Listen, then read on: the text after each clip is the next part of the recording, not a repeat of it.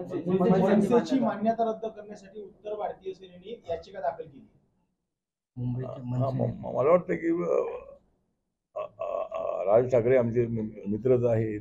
लोकसभेमध्ये ते आमच्या सोबत होते, पण आम्हाला काय फायदा झाला नाही.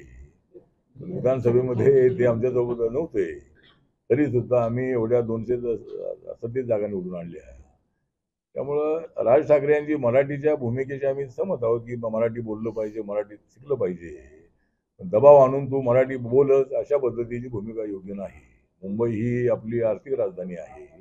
मुंबईमध्ये सगळ्या राज्याचे लोक तिथं आहेत आणि मुंबईने आपलं जे व्यापक जे रूप आहे ते सगळ्या देशाला दाखवलेलं आहे.